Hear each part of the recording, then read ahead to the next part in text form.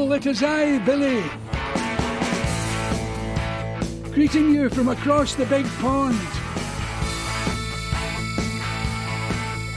Today there are 27 million Americans who claim to have come from Scotland. I'm so American. You can tell it by my voice. And I'm going to follow the path that their brave ancestors took. Lovely to meet you. You finally met me. With a cast from around the world that call America home. Viva San Pedro.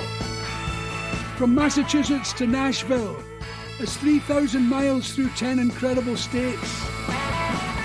On a trail to all the places you've heard of, but have rarely ever seen.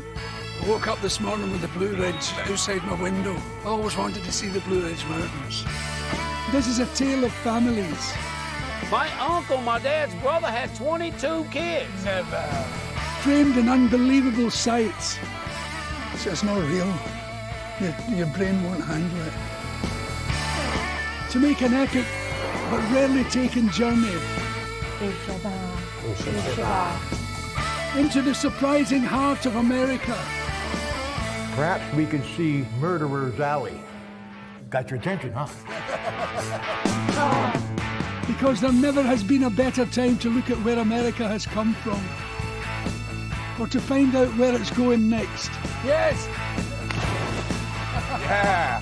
So what are you waiting for? Come on. I promise you, it's going to be fun.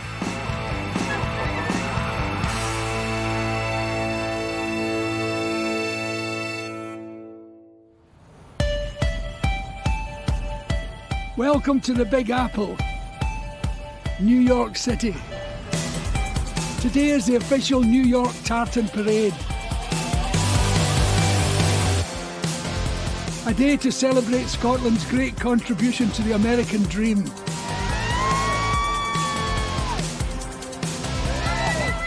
And that's me.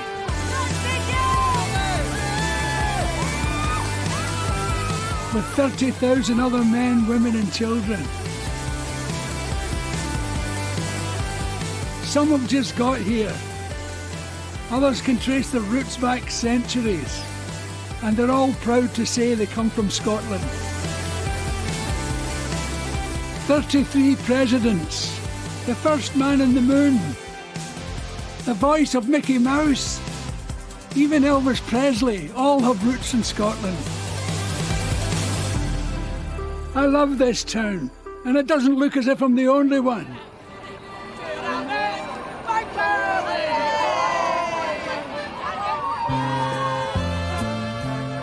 But I'm starting my tartan trail far from the crowds and skyscrapers of New York. By heading to the sparsely populated and quite spectacular coastline of Massachusetts. This is a great state, with a lot of Scots, Irish and Italian immigrants. To the south lies Martha's Vineyard, playground to the rich and famous. It's very nice if you're into that sort of thing. But the place where I want to begin is at the beginning, or at least the place where most people think the beginning is. This is Plymouth, Massachusetts, where the Pilgrims landed in 1620. You've no doubt heard of Plymouth Rock. That's ostensibly where their feet landed.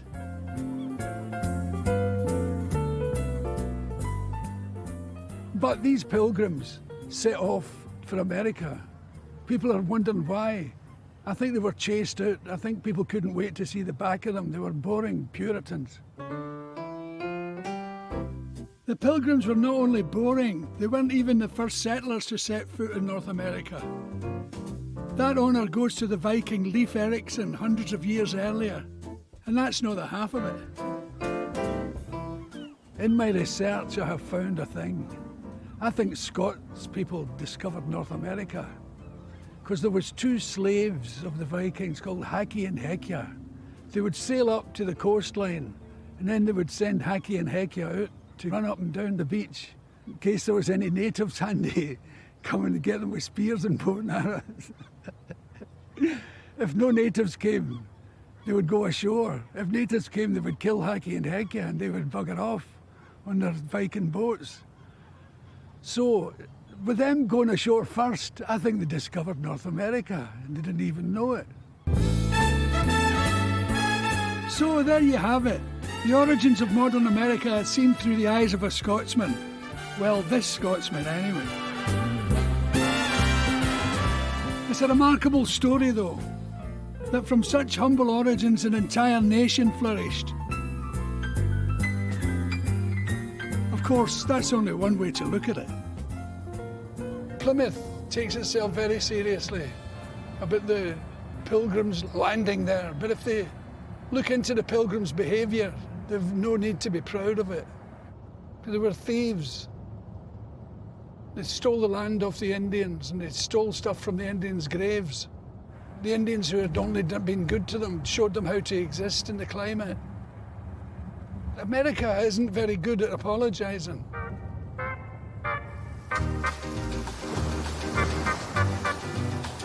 Plymouth lies at the mouth of Cape Cod, and this part of the world will always be synonymous with the nearest thing the Americans have ever had to a royal family, the Kennedys. The showbiz allure of the area and the promise of a bit of the Kennedy cool has made this coast incredibly exclusive and expensive to live in. But it's not the picture postcard views or the lure of the lifestyles of the rich and famous that brings me to the small town of Mashpee. My husband's a Quinawampanoag. I'm Mashpee Wampanoag. Some of his ancestors are from Scotland. That'll do me. This is Jessie Little Doe Baird, who has kindly invited me to witness a miracle.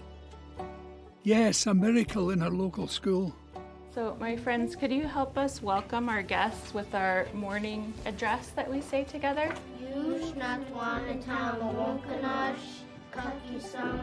In a country of over 300 million, there are only a tiny handful of people that know these kids are speaking Wampanoag, their native tongue.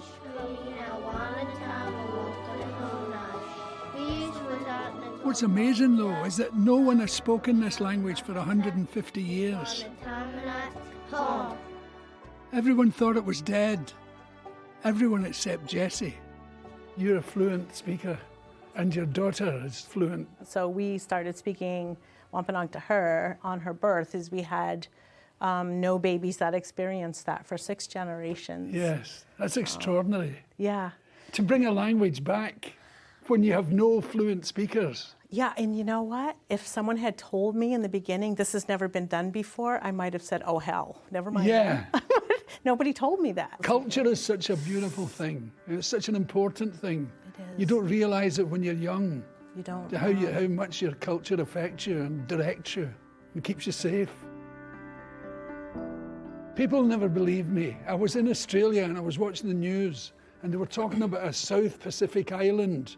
The language had died and the only speaker was a parrot.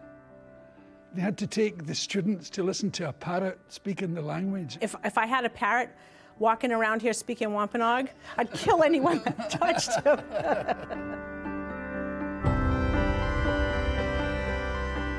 Jessie doesn't have a parrot, but she has something better. Children. Children who go home every night and teach their brothers and sisters, their parents and their grandparents what is rightfully theirs, their language, their culture. So this is our preschool, early childhood room. Look at the size of the furniture. Yes. We have one of our young friends here. Striker, would you like to come in and meet Billy? Hi, Billy. Hello, how do you do? My name's Atticus. Atticus. Mine's Wesley. Atticus, just like Atticus Finch. That's a great name. And I'm rich. I got $2 million. Where did you get $2 million? From a parade. I must come and be in your parade. Language is so important to you. It's how your father teaches you and how your mother teaches you how to live in your native language, whether it's Scots or Gaelic or French or Italian. In their case, Mashpee. And it was a joy to visit them. Great people, great students, all doing it right. The way you'd loved school to be, the way you wished your own school was for you.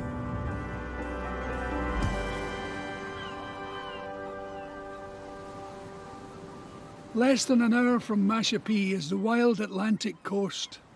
From here, Scotland lies 3,000 miles to the east. And yet, throughout the 18th century, thousands of Scots men and women chose to cross the terrifying expanse on small boats. The journey would take months, and a third of the passengers never saw land. But for those that made it, the risks were worth it. This coastline was once teeming with so many whales that early settlers could hunt them right off the shoreline. Herman Melville's Moby Dick was set here, and the whole area's fortunes flourished under the whaling industry. Those days are long gone, but now the whale's habitat is under threat as the oceans turn toxic.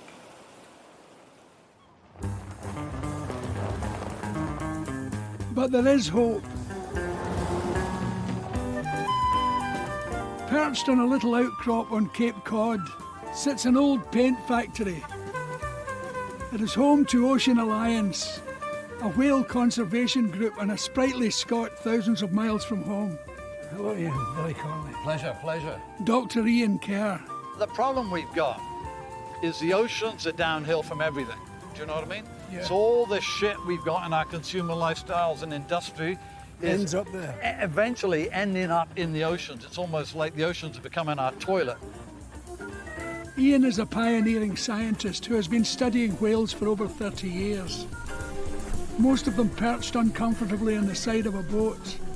Without your crossbow. There's my crossbow. Can we have one of your crew start running down the road and we'll get a sample?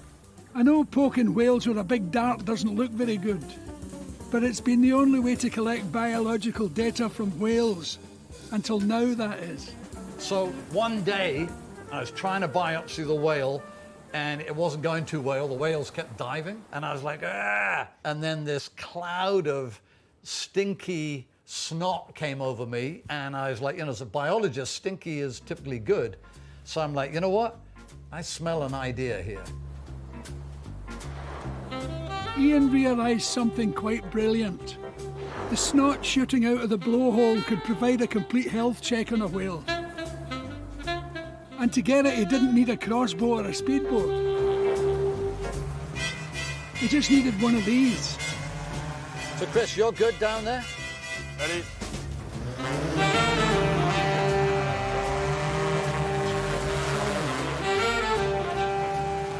So what I'd like, Billy, if you push this forward slowly, just gently, there you go. Yeah, just like that, perfect. All right, you just collected snot, simulated snot, but you really did. And there you have it, the most aptly named drone in the world.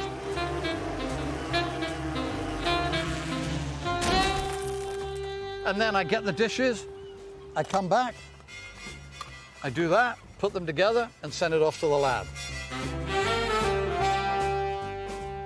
When I'm flying that drone, you saw that screen. Yes. So some of the footage we get is just unbelievable. So I'm flying up there, look, there's 4 whales. Those are 4 school buses there. And look at that snot, look at it. It's like throwing... Where are you? I'm about a mile away on a little boat. And then comes in, bingo, right in the... I mean, it's a lot of snot. Couldn't be better. Yeah. A biological health assessment without the animal knowing. This is a world that hardly anyone has ever seen before, and it's a breathtaking privilege to share it. To remember we all have a duty to protect it. You wouldn't see this behavior if you were in a boat. Do you know what I mean? Of course Because you wouldn't. this is an intimate behavior between a mother and a calf. We're not only collecting biological data, we're seeing things we've never seen before. I mean, look at that. Mother just hugging that calf. That's extraordinary. Pretty cool, eh? This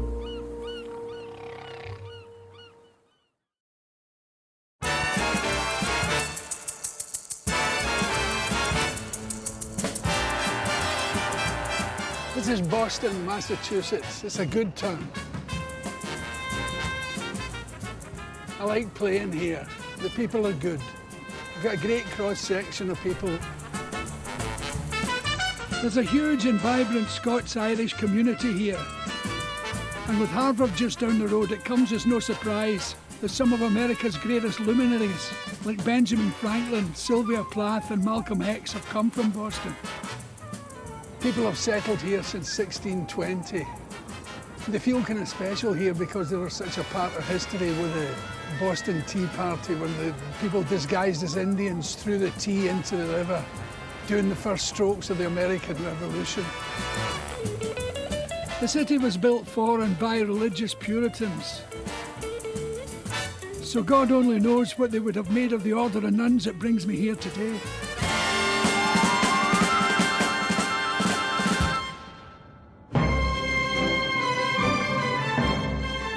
These bearded visions are just some of the thousands and counting members of the Sisters of Perpetual Indulgence. Formed in San Francisco at the tail end of the disco era, the Sisters are a merry gang of activists who preach tolerance and disarm people with makeup and wimples. They have orders all around the world and have raised millions of dollars for charity in the most unexpected of ways. I, 26, I love dicks. Full disclosure, I usually hate bingo. This is fixed. But the more fruity turns of phrases are really winning me over. G57, I'm not going to heaven. How does one become a Sister of Perpetual Indulgence? Nobody has bingo yet? Oh my God. Do you need voices from heaven? If you're hearing voices, you might not want to join. But How many are there? generally speaking, people say there's about 5,000 worldwide. Really? Yeah. Your eyelashes are remarkable. Oh, thank you. I am Sister Angioplasty. I deal in matters of the heart. I break a few. I put a few back together. I like to spread joy.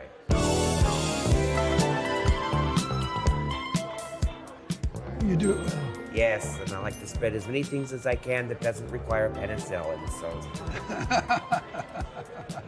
You know? It's strange that in your lifetime it's gone from illegal to legal. extraordinary acceptance and the acceptance of gay marriage, etc. We're in the middle of a revolution, I think. We are. It's G55. Bingo. Oh my gosh.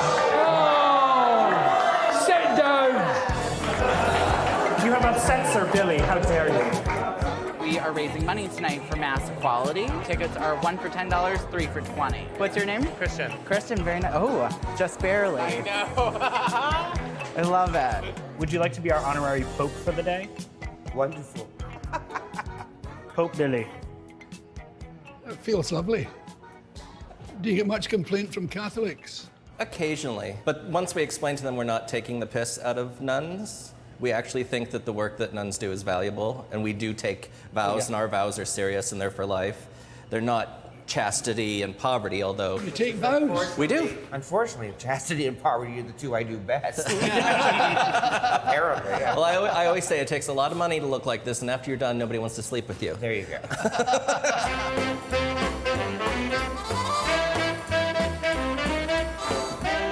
They were charming people, dirty buggers. They're not above a dirty joke every 2 seconds. I was very happy in their company.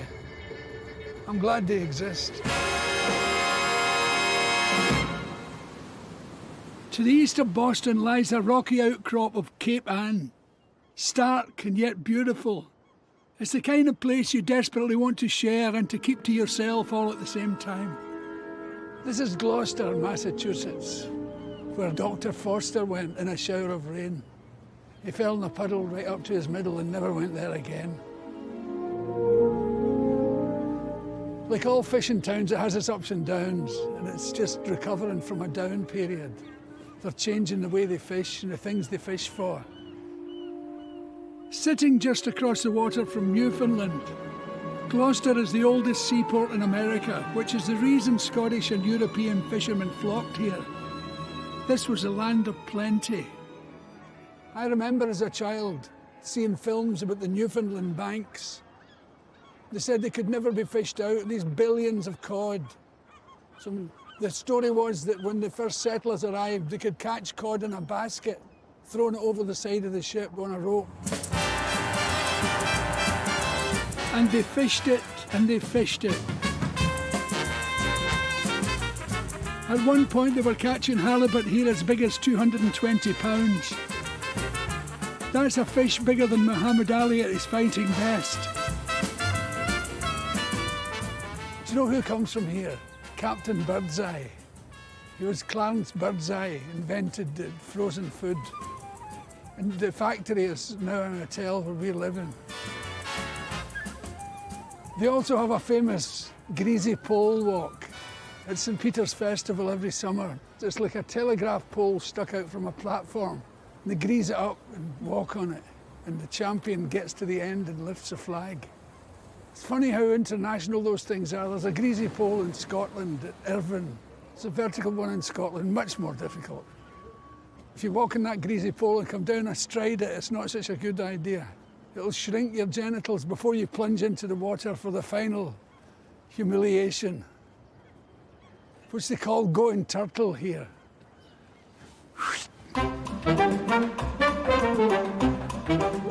It's some months away from St. Peter's Festival and the water is still cold enough to make a Scotsman wince. Volunteers to demonstrate the pole running have come down to just one brave soul, Joe San Filipino. I won 2007. I've been walking for, I think this year will be 27 years. I started when I was 15 years old. The pole's origins are murky. We know it's something to do with St. Peter, and alcohol plays a big role in it. What I'm sure of is that for almost 100 years, men have risked their lives and their life-making equipment for no other reason than the glory of the title.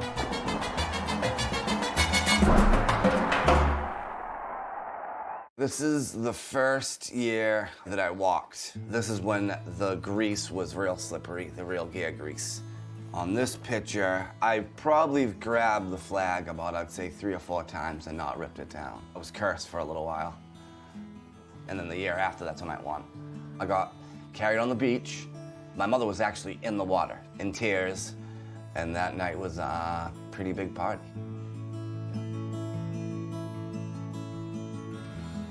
Ma, yeah, all right, lay with the Ma, just.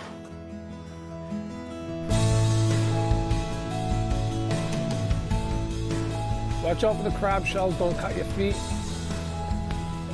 Got it? You got it. Yeah, you're good. You know, it was a childhood dream. You're a better man than I am. Our families did it, our parents did it, you know, I want my kid to do it. It's just like a Mardi Gras of Gloucester.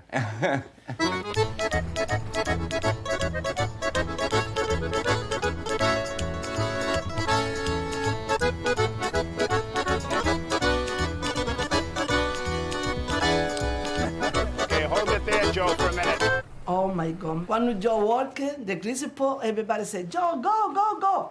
Like that? No. Oh my God. I've missed it like 3 or 4. Yeah, I've touched it about 4 or 5 times. More every year, touch. Oh my God. Yes!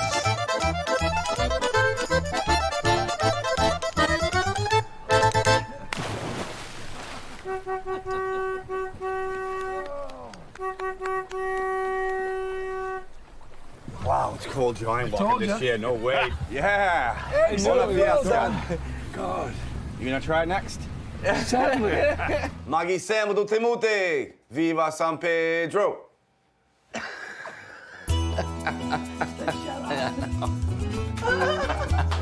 Beautiful.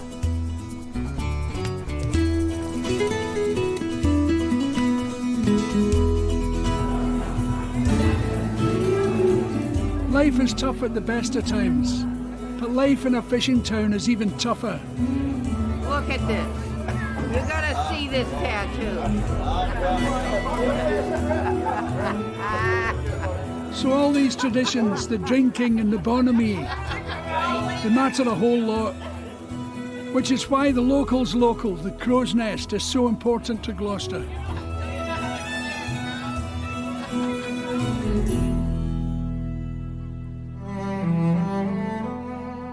In 1991, the Andrea Gale and its 6-man crew left Gloucester on the hunt for swordfish and hit a once-in-a-century storm. Everyone on board lost their lives.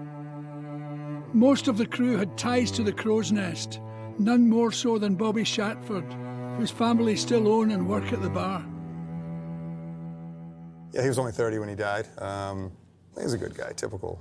You know, he was just a typical average, well, like the rest of us. You know, a good guy, just trying to make a living, trying to get along and make a living, you know. Taken away too early.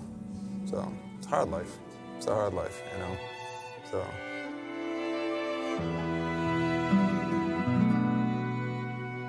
We have a lot of fishermen in here right now. Thank goodness they're here, but I mean, we worry every time everybody goes out, and when they come in, we keep track of everyone. And well, hopefully the story's not just about the Perfect Stone boat, the Andrea Gale. It's about, you know, 10,000 other people who lost their lives. You know? So, yeah, that's the one that's concentrating on. But boy, this isn't, you know, hopefully it brings the attention to everybody, that, you know, all the people that's happened to and the families that lost those people. The sea that surrounds Gloucester is a constant reminder that for all those left, thousands never returned. And for all those men, there was a widow or a child left to carry a burden that can never be lifted. The scale of loss is just staggering.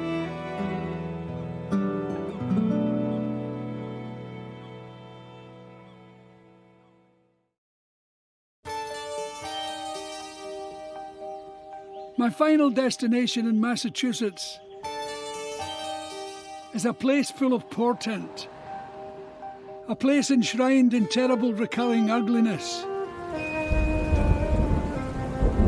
And as if on cue, the weather is on hand to provide an appropriate touch of drama. This is Salem, famous the world over for all the wrong reasons.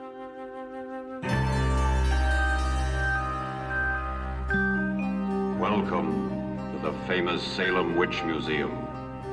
We are going to show you the witchcraft trials which took place in Salem Village in 1692. Do you believe in witches? Millions of your ancestors did. This is Proctor's Ledge. Sounds like a venereal disease. This is the site of the hanging for the witches of Salem after the trial. 20 innocent people goaded to death by fanatics in a hysterical state.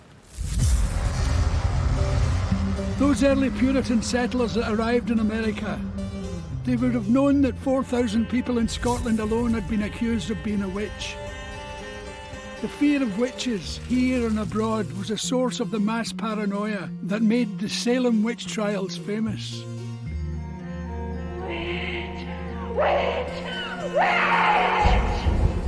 It just goes to show you have to watch out for witch hunts of all different kinds, whether it's about people's colour, religion, or sexual choices. It can lead to this sad event. The law put itself at the disposal of this gathering madness. Before it was done, 19 would hang.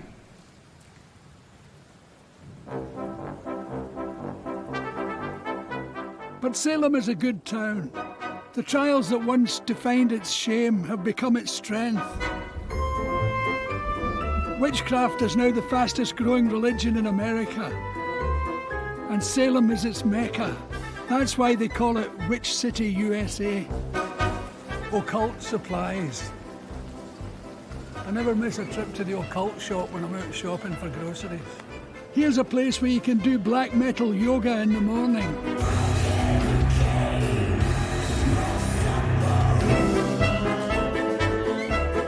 Before you buy your magic house cleaning potions. it would appear that Salem has become the Blackpool of witchcraft. Which isn't to say witches aren't real. You just need to know where to find them. I like Blessed Be.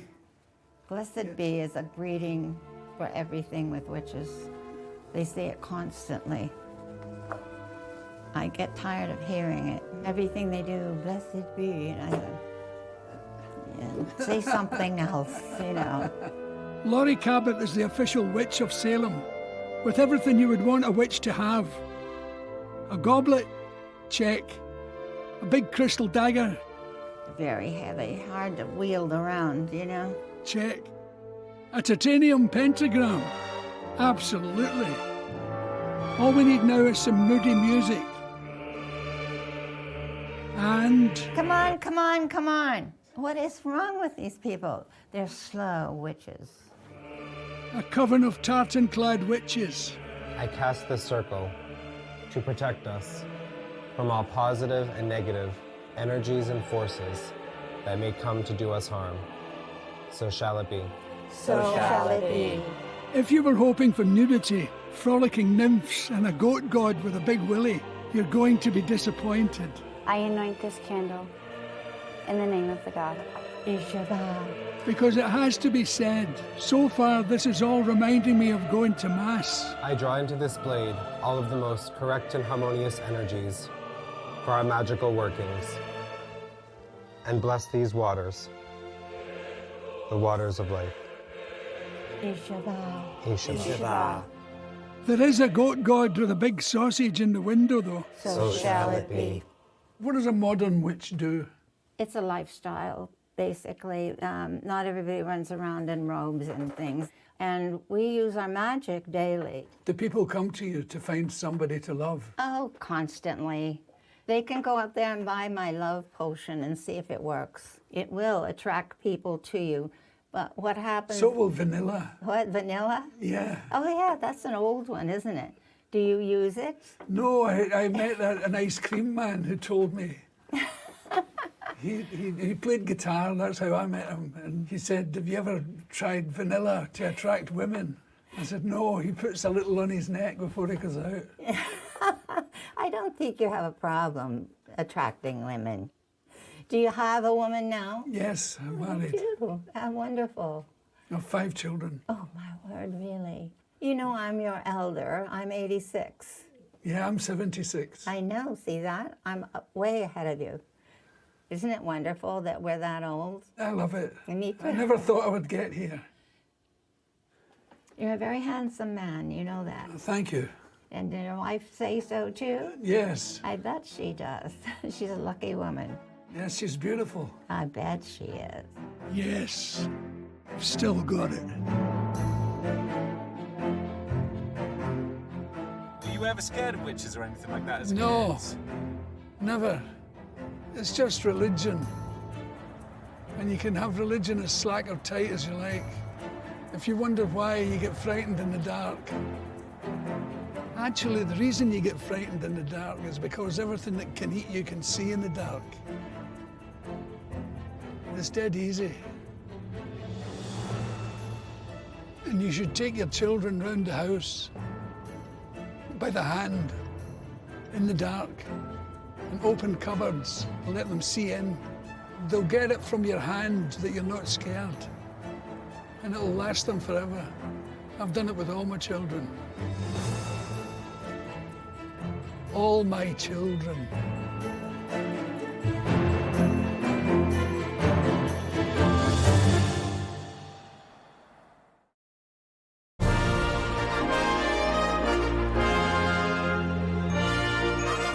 Goodbye, Massachusetts. Hello, New York State. And as the coastline recedes and the mountains start to climb,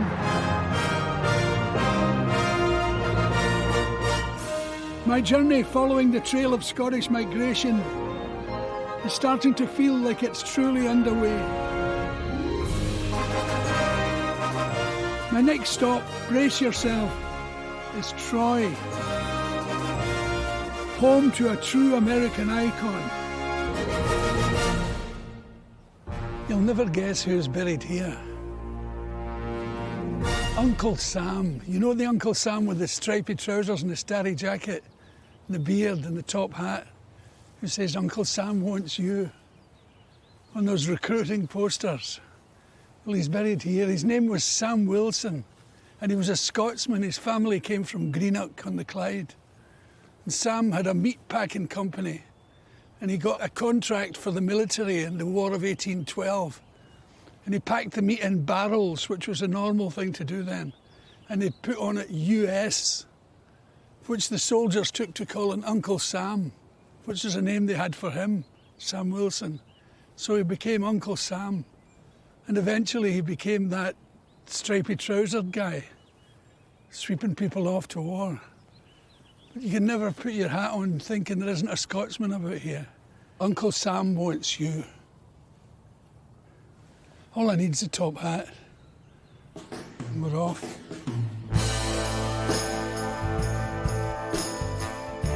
From one American icon to another, the New York skyline, a man-made wonder and reminder that this is a land of immigrants and possibilities. And that's what attracted thousands of Scots to this city as America entered the 20th century.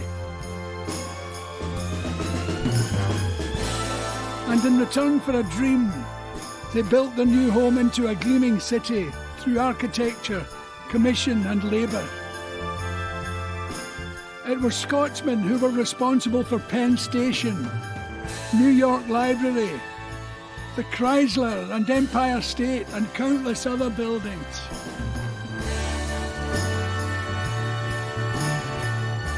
Everything that's great about New York, about America, comes from somewhere else.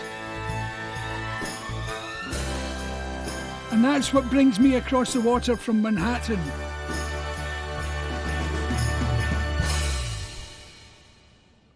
Give me your poor, your tired, your huddled masses, yearning to breathe free. The wretched refuse of your foreign shore. Send them tempest-tossed to me. I lift my lamp above the golden door. You are coming to the land of the free. Freedom of religion, freedom of speech, freedom of assembly. But the days of Lady Liberty's open arms were numbered. This is Ellis Island, built for one purpose, to control immigration. At the turn of the century, politicians started to claim that there was no more room and that the land of the free was no longer open to all. But still they came. The ships would come full of people, immigrants. Some of them had travelled across the North Atlantic on the deck of the ship because it was cheap. Can you imagine? Weeks on the deck of a ship, day and night. Then you come in here with your suitcase and your kids. Some of them had $40, $50 to start their new life. They were the most unimaginably courageous people. You couldn't even see the floor, just for bodies.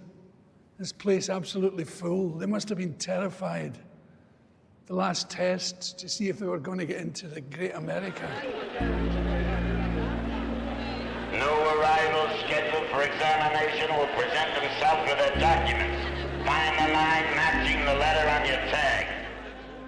America wasn't always kind to these immigrants. It gave them horrible nicknames. A yid, a wop, a spick. I just learned from one of the crew that a wop was without papers. So they've come through all this hell. They get out there and were given more hell by the people. 40% of the American population can trace their roots back to this port. 40%. But not everybody made it off the island. We've got 5,000 to process today, so let's keep these lines moving. Keep an eye out for TB. We're getting a lot of it lately. This is the hospital. It's vast. Can you imagine? To make it to Ellis Island and then suddenly you're here for months on end with tuberculosis or pneumonia. The island was only a mile away from New York City, the hardest mile of all. And disease then, at the turn of the century, was different from today. That was the days of Typhoid Mary. She lived in New York. She was an Irish immigrant. She carried typhoid. She'd never got it herself. She was a carrier. She gave it to 59 people. And she was a cook. So everywhere she went cooking, she would give people the typhoid. They eventually plonked her on one of those islands in the East River for 25 years until she died. I bet there's no shortage of ghosts here. I'm addicted to those ghosty shows on television. But they're no use. You never see anybody with their head under their arm or anything like that. Or the grey lady haunting the house. There's always a wee flash of light or something. Or a lot of guys saying, "Did you hear that? You should come here." The best view of the Statue of Liberty is from a tuberculosis ward in here. Stand over there and look in that mirror. Get down in your hunkers.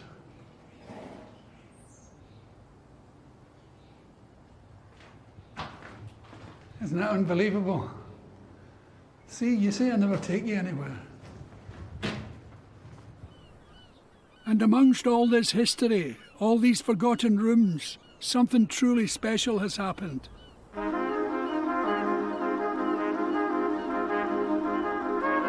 The hospital has been turned into a gallery, unlike any you've ever seen before.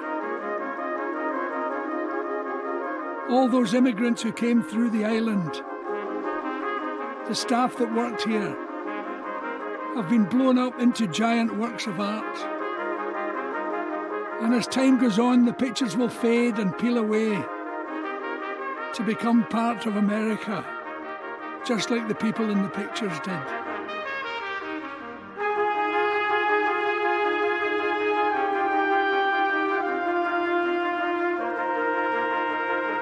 The artist J.R. who created it said he was inspired by all the tears in the walls.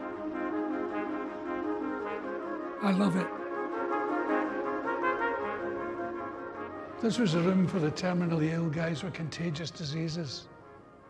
And they knew in their souls they weren't going to make it to America. And it seems really cruel. It's just outside the window. They were lying here looking at that, knowing they were never going to make it. Dear me, what a shame. But all in all, it was a good story. The vast majority of the people here got cured and went on to live fruitful lives in America. But not these guys. Good night, boys. And that's the end of the tour. That'll be 5 bob, please. Next time, my trail takes me to the prison cell of history's most notorious gangster. Welcome to Al Capone's cell. I lay my hands on a massive organ. And I finally cross the Mason and Dixon line into the south. Y'all have a good one. You too.